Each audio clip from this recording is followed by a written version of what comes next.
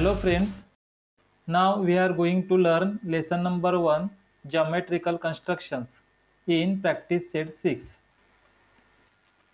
Congruence of segments. If given segments are equal length, they are congruent. जर दिलेल्या रेषाखंडांची लांबी समान असेल तर ते रेषाखंड एकरूप असतात. Write the names of pairs of congruent line segments in the given figure. Use a divider to find them.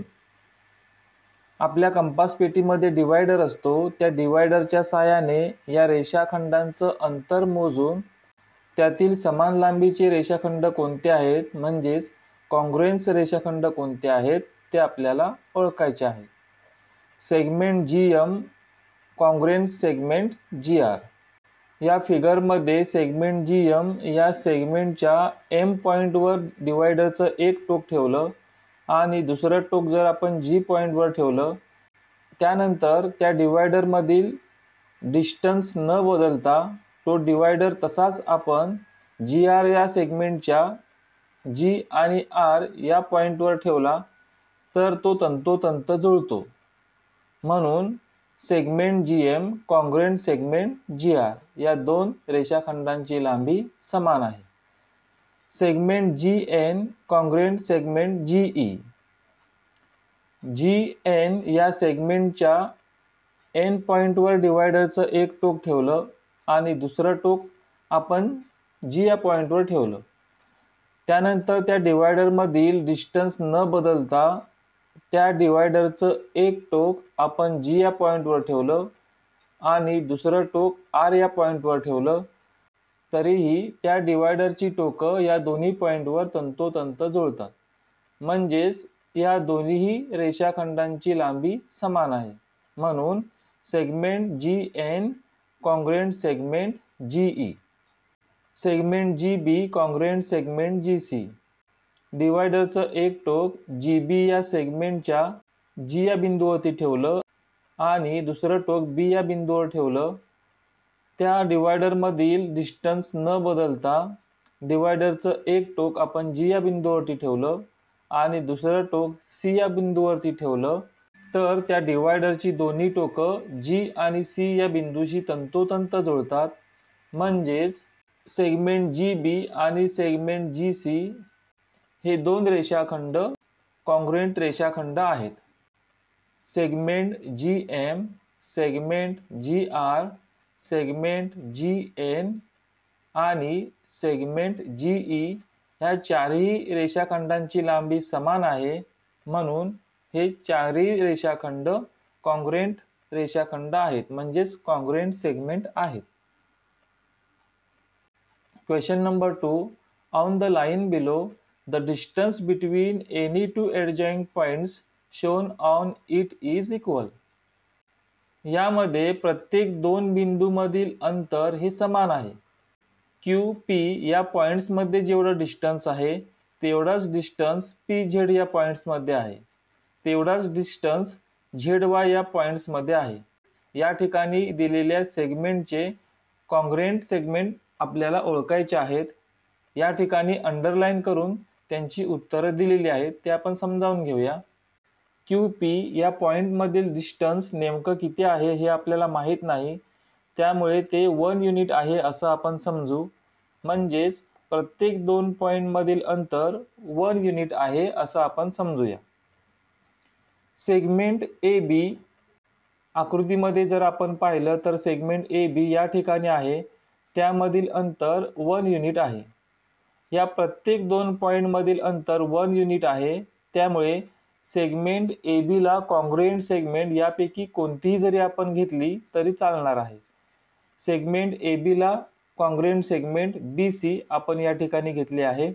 Segment AB congruent segment BC.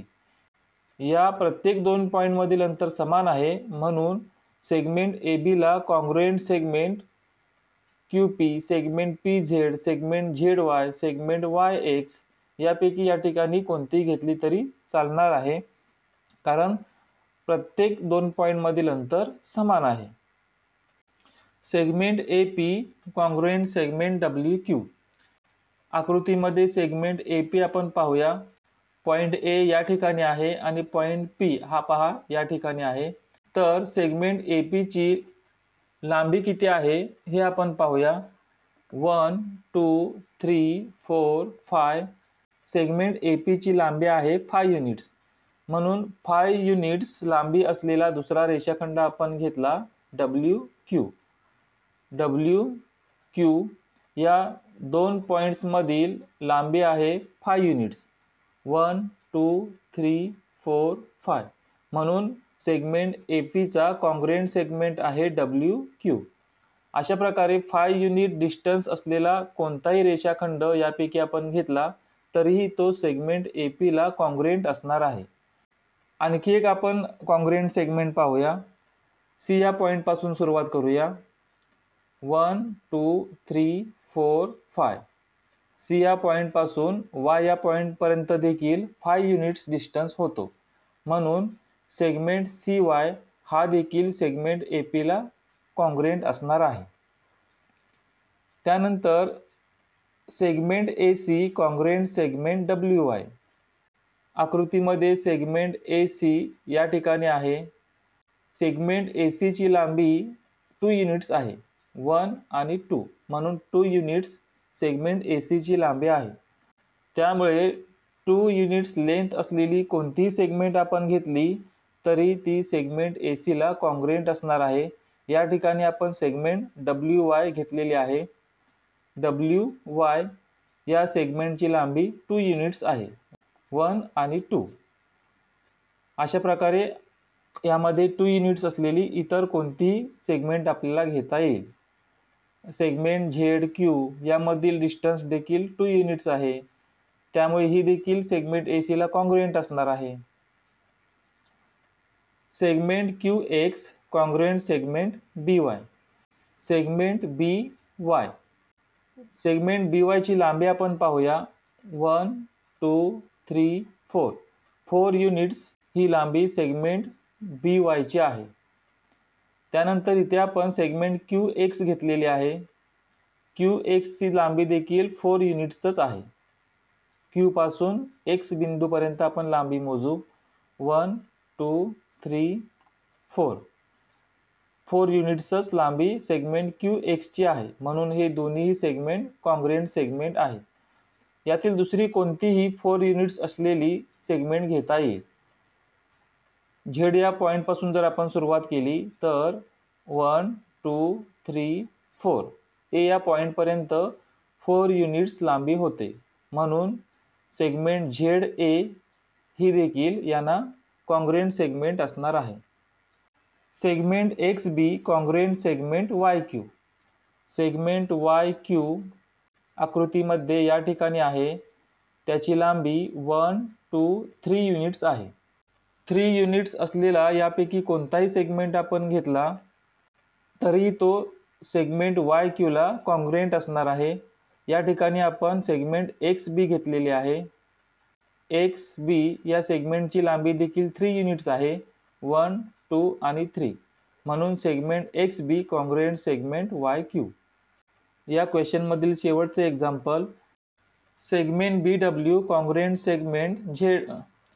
Segment BW congruent segment XZ. आकृतीमध्ये सेगमेंट BW या ठिकाणी आहे. Segment BW ची लांबी 2 units आहे. त्यामुळे 2 units असलेली कोणतीही सेगमेंट या ठिकाणी सेगमेंट BW ला कॉन्ग्रुएंट असणार आहे.